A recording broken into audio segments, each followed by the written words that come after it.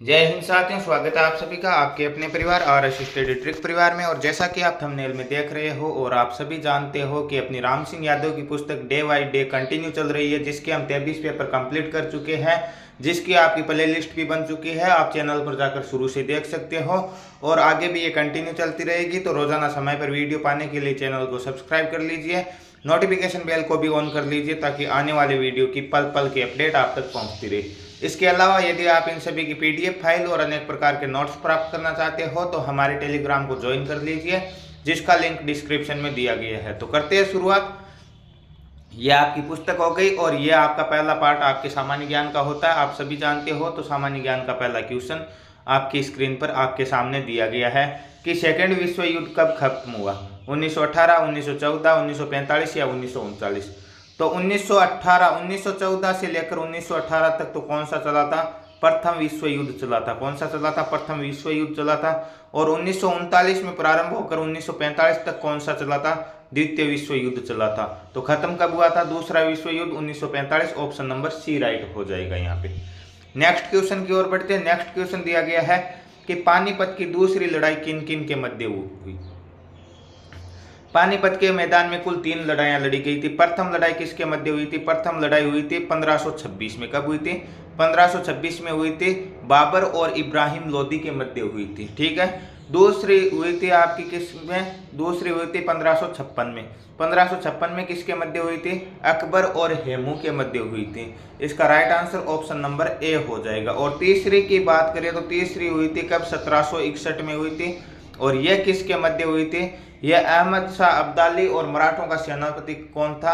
आपको comment box में comment करके बताना होगा। अहमद शाह और मराठों के मध्य हुई थी। मराठों का यहाँ प्रधान सेनापति कौन था? यह आपको कमेंट बॉक्स में कमेंट करके बताना होगा।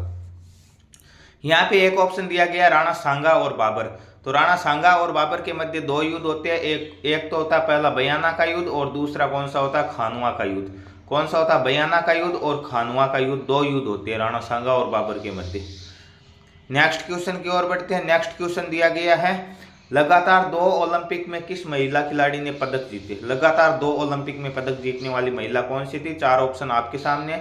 साइना नेहवाल, पीवी सिंधु, मनु भाकर या विनेश फोगाट। तो ऑप्शन नंबर बी राइट हो जाएगा। पीवी सिंधु ने लगातार 2 ओलंपिक में पदक जीते थे। नेक्स्ट क्वेश्चन, मणिपुर की राजधानी कहाँ है? गांधीनगर, पटना, जयपुर या इम्फाल। तो गांधीनगर किसकी राजधानी है? गांधीनगर आपके गुजरात की राजधानी है। पटना किसकी राजधानी है? पटना बिहार की राजधानी है। जयपुर राजस्थान की राजधानी है। तो मणिपुर की कौन सी इनमें से? Imphal. Option number D right हो जाएगा यहाँ पे। नेक्स्ट क्वेश्चन, 1920 के खिलाफत आंदोलन के प्रमुख नेता कौन थे? खिलाफत आंदोलन के प्रमुख नेता को अली बंधु के नाम से जाना जाता। किस नाम से जाना जाता? अली बंधु के नाम से जाना जाता। 2 अली बंधु थे। कौन कौन थे? एक तो शौकत अली और दूसरा मोहम्मद अली था। ऑप्शन नंबर ए राइट हो जाएगा यहाँ पे। नेक्स्ट क्वेश्चन, भारत का प्रथम नागरिक कौन होता है? प्रधानमंत्री, राष्ट्रपति, सेनाध्यक्ष या न्यायाधीश। तो प्रथम नागरिक की बात करें तो वो राष्ट्रपति होता है। इसके अलावा तीनों सेनाओं का सर्वोच्च कमांडर भी कौन होता है? आपके राष्ट्रपति होता है। नेक्स्ट क्वेश्चन, जापान की राजधानी कहाँ? ढाका, बीजिंग, काठमांडू या टोक्यो। तो ढाका किसकी राजधानी? ढाका आपके बांग्लादेश की राजधानी। बीजिंग किसकी राजधानी? चीन की राजधानी। काठमांडू नेपाल की है। तो जापान की कौन सी हो जाएगी? Tokyo. Option number D right हो जाएगा। नेक्स्ट क्वेश्चन, दक्षिण अफ्रीका का प्रथम अश्वेत राष्ट्रपति कौन था? 4 ऑप्शन आपके सामने। Abraham Lincoln, Nelson Mandela, Charles Robert Swart या फ्रेडरिक विलियम। तो कौन सा था? नेल्सन मंडेला आपके दक्षिण अफ्रीका का प्रथम अश्वेत राष्ट्रपति था। ऑप्शन नंबर बी राइट हो जाएगा। नेक्स्ट है, निम्न में से कौन सा सही है? सही कौन सा वो बता। बोकारो मध्य प्रदेश। बोकारो मध्य प्रदेश में नहीं, कहाँ पे है? झारखंड में। बोकारो आपके झारखंड में है। ठीक है। दुर्गापुर कहाँ है? दुर्गापुर आपके छत्तीसगढ़ में, कर्नाटक में नहीं। ये भी गलत है, ये भी गलत है। राउरकेला बिल्कुल उड़ीसा में। ऑप्शन नंबर सी राइट हो जाएगा, ये सही है। नेक्स्ट क्वेश्चन, पटना किस नदी के तट पर बसा हुआ? झेलम, यमुना, ताप्ती या गंगा। तो कौन सी नदी के किनारे है पटना? आपके गंगा नदी किनारे। बिहार की राजधानी है पटना। यमुना नदी के किनारे कौन सा शहर बसा हुआ है? यमुना नदी के किनारे आपको एक ट्रिक बताई थी, कौन सा? आदिम। आदिम। आदिम से क्या हो जाएगा? आगरा, दिल्ली, मथुरा। ताप्ती नदी किनारे कौन सा बसा हुआ? सूरत। ठीक है। गुजरात का सूरत शहर किस नदी किनारे बसा हुआ? ताप्ती नदी के किनारे बसा हुआ। आपको कमेंट बॉक्स में झेलम नदी के किनारे बसे हुए एक शहर का नाम बताना होगा। नेक्स्ट क्वेश्चन की ओर बढ़ते हैं। नेक्स्ट क्वेश्चन है सिख धर्म की धार्मिक पुस्तक का नाम क्या है। सिख धर्म की धार्मिक पुस्तक कौन सी है? गुरु ग्रंथ साहिब, रामायण, गीता या बाइबल। तो सिख धर्म की कौन सी हो जाएगी? गुरु ग्रंथ साहिब हो जाएगी। ऑप्शन नंबर ए राइट हो जाएगा। Next question, gateway of India कहाँ स्थित है? मुंबई, दिल्ली, लखनऊ या कोलकाता। तो गेटवे ऑफ इंडिया कहाँ स्थित है? मुंबई में। ऑप्शन नंबर ए राइट हो जाएगा। नेक्स्ट क्वेश्चन की ओर बढ़ते हैं। नेक्स्ट क्वेश्चन दिया गया है वंदे मातरम किसने लिखा? रविंद्रनाथ टैगोर, अल्लामा इकबाल, बंकिम चंद्र चटर्जी या अरविंद घोष। तो वंदे मातरम किसने लिखा? आपके बंकिम चंद्र चटर्जी ने लिखा। ऑप्शन नंबर सी राइट हो जाएगा। Next question, east India company जब भारत में आई उस समय मुगल शासक कौन था? ईस्ट इंडिया कंपनी भारत में आई थी, कब आई थी? 1608 में आई थी। और उस समय मुगल बादशाह कौन था? उस समय मुगल बादशाह आपके जहांगीर था। ऑप्शन नंबर सी राइट हो जाएगा। और जहांगीर से किसने मुलाकात की थी? सर टॉमस रो ने मुलाकात की थी। नेक्स्ट क्वेश्चन, 1 बिलियन में कितने करोड़ होते हैं? 10, 100, 50 या 1000। तो 1 बिलियन में 100 करोड़ होते हैं। ऑप्शन नंबर बी राइट हो जाएगा। तो ये थे आपके जीके के 15 मोस्ट इंपॉर्टेंट क्वेश्चन। अब हम चर्चा करने वाले साइंस के क्वेश्चनों की ओर। तो विज्ञान का पहला क्वेश्चन है हीरा किसका अपर रूप है? ठीक है, देखिए एक तो होता है हीरा, एक होता है ग्रेफाइट। क्या होता है? ग्रेफाइट होता है। और एक होता है आपके फुलरीन।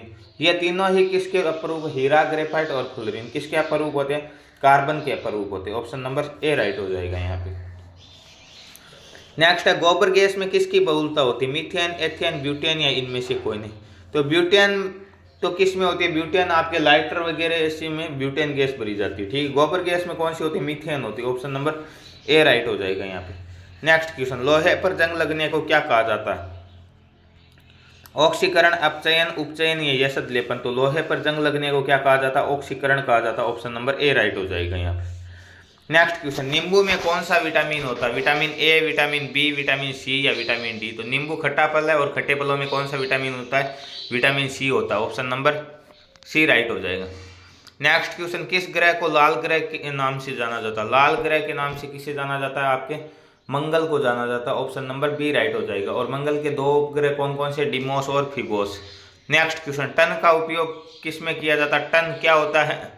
1 क्विंटल में कितने होते हैं? 100 किलोग्राम होते हैं। और 10 क्विंटल मिलकर के क्या बनता है? 1 टन बनता है, जिसमें 1000 किलोग्राम होता है। तो वजन में प्रयोग किया जाता है। ऑप्शन नंबर ए राइट हो जाएगा। नेक्स्ट क्वेश्चन, पेड़ पत्तियों से मिलने वाली औषधि क्या है? पेड़ पत्तियों से मिलने वाली औषधि आपके जड़ी बूटी होती है। ऑप्शन नंबर बी राइट हो जाएगा यहाँ पे। नेक्स्ट क्वेश्चन, पेंसिल में किस पदार्थ का प्रयोग होता है? कोयला, लोहा, ग्रेफाइट या लाल फास्फोरस। तो पेंसिल में आपके ग्रेफाइट का उपयोग होता है। ऑप्शन नंबर सी राइट हो जाएगा। नेक्स्ट है कार्बन मोनोऑक्साइड का सूत्र क्या होता है? CO2 किसका होता है? कार्बन डाइऑक्साइड का। CO किसका होता है? कार्बन मोनोऑक्साइड का। ऑप्शन नंबर बी राइट हो जाएगा यहाँ पे। O3 किसका होता है? ओजोन का सूत्र होता है O3। नेक्स्ट क्वेश्चन, पेनिसिलिन की खोज किसने की थी? Alexander Fleming, Newton, Hargobind Khurana या रॉबर्ट हुक। तो किसने की थी पेनिसिलिन की खोज? आपके अलेक्जेंडर फ्लेमिंग ने की थी। ऑप्शन नंबर ए राइट हो जाएगा यहाँ पे। नेक्स्ट है डायनामाइट की खोज किसने की थी? डायनामाइट की खोज आपके अल्फ्रेड नोबल ने की थी। ऑप्शन नंबर ए राइट हो जाएगा इसका भी। नेक्स्ट क्वेश्चन, परमाणु के नाभिक में क्या होता है? ठीक है, ये परमाणु होता है, इसका ये नाभिक होता है। और ये क्या होती है? इसकी बाह्य कक्षाएं होती है। ठीक है, तो नाभिक में क्या होता है? नाभिक में एक तो होता है इसके प्रोटॉन, एक होते हैं आपके न्यूट्रॉन। और ये बाह्य कक्षाएं इसमें क्या होते हैं? इसमें इलेक्ट्रॉन होती है जो चक्कर काटते रहते हैं। इलेक्ट्रॉन बाह्य कक्षाओं में। तो प्रोटॉन और न्यूट्रॉन क्या होते हैं? नाभिक में होते हैं। ऑप्शन नंबर बी राइट हो जाएगा यहाँ पे। नेक्स्ट क्वेश्चन, एक स्वस्थ व्यक्ति की 1 मिनट में नाड़ी स्पंदन दर क्या होती है? एक स्वस्थ व्यक्ति की 1 मिनट में नाड़ी स्पंदन दर कितनी होती है? लगभग 72 से लेकर 80 तक होती है। ठीक है, 72 से 80। ऑप्शन नंबर सी करेक्ट हो जाएगा। Next question, 1 minute.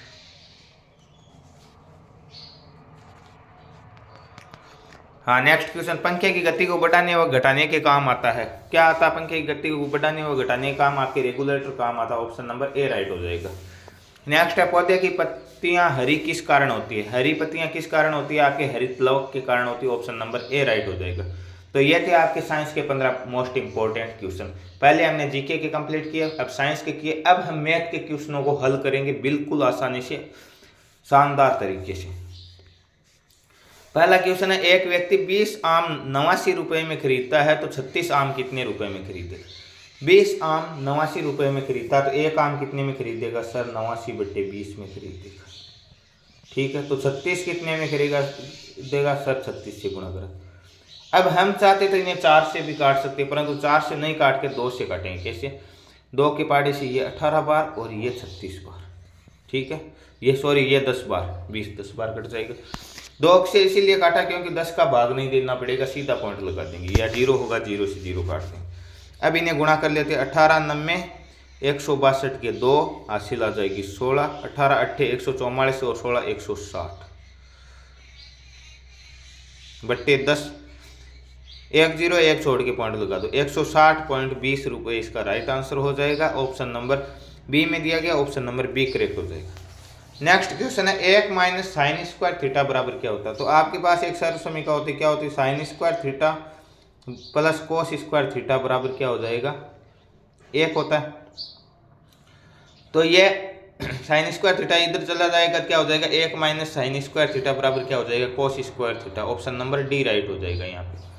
Next question, एक विद्यार्थी किसी परीक्षा में 75 में से 60 अंक प्राप्त करता है, उसके प्राप्तांकों का प्रतिशत क्या होगा? प्राप्तांकों का प्रतिशत निकालने के लिए क्या करना पड़ेगा? जितने नंबर हमें प्राप्त हुए हैं वो ऊपर लिखने, और नीचे क्या लिखना? टोटल नंबर लिखना। टोटल कितने हो गए? 75, ठीक है, इंटू 100। 15 के पाड़े से ये कितनी बार कटेगा? 15 चौके 60, 15 पंजे 75, 5 बार।